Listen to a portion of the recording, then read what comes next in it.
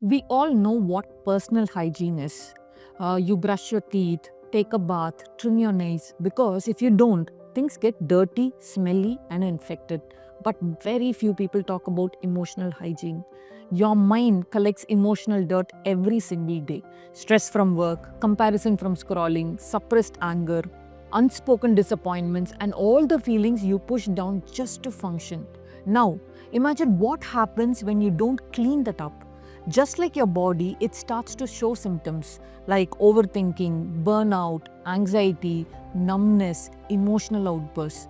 That's why emotional hygiene is a necessity, not once in a year, not once in a crisis, but regularly, like a weekly deep clean for your inner world. So, here are 5 emotional hygiene habits you must practice every single week to feel lighter, cleaner, and more in control of your mind. Hi, I'm Gayatri Arvind, founder of Abasa Rehab and Wellness. We offer residential rehabilitation for people struggling with addiction, mental health disorders, eating disorders, and chronic conditions. Over the past 6 years, we have helped over thousands of people reclaim their lives through personalized care. Through this channel, we share practical wisdom to empower your mental health. Habit 1, Emotional Dusting. Name it to clean it. Every week, take 10 minutes to sit down and ask yourself one simple question. What am I emotionally carrying this week? It could be anger, resentment, sadness, shame, or confusion. Write it down or say it in your mind, but name it. When you don't name what you feel, it stays trapped, like dust that settles into corners and makes everything heavy without you realizing it. But when you name your emotion, you give it form. And once something has form, it can be understood, released, and healed. Think of it like emotional dusting.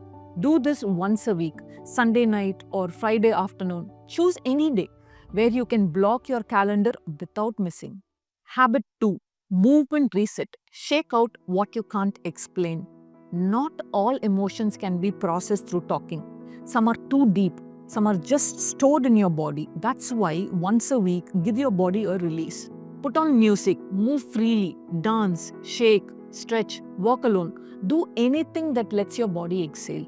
Because when you move without choreography or plan, something powerful will happen. Your body clears all your emotional residue. You might start crying or laughing or sighing without even knowing why. That's your nervous system letting go. You just need to move without a goal at least once a week. Habit 3, Emotional Boundaries. Say one no without explaining. Every week, give yourself permission to say no to one thing without over apologizing, without explaining, without guilt. It could be a plan you don't have energy for, a phone call you don't want to take, a task that's not yours to carry. Why does this matter? Because every time you say yes when you mean no, a part of you feels unseen, and that builds resentment, exhaustion, and disconnection. So this week, say one no out loud, firmly, kindly, and keep on increasing that every week.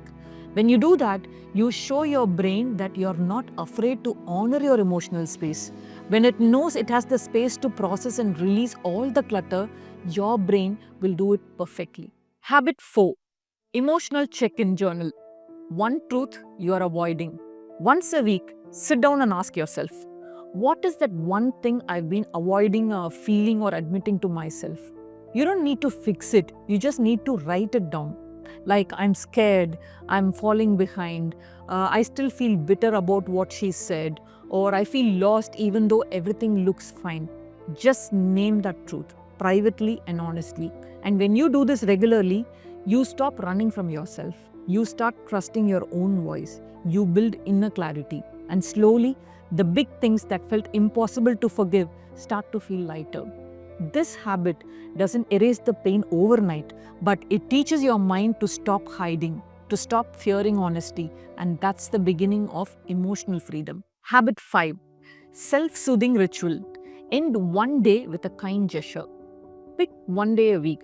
End that day with a small act of kindness for yourself. No phones, no screens, just you and a calming ritual. It could be lighting a candle and sitting in silence, or drinking herbal tea and journaling, talking to your younger self in the mirror, or listening to a calming playlist. Why does this matter? Because your brain needs to associate rest with safety, and your nervous system needs softness to reset. Even 15 minutes of intentional calm can reset your whole week. Start here. Pick 1 or 2 habits and practice weekly. And notice how emotional hygiene, just like physical hygiene, keeps you healthy, strong, and light inside.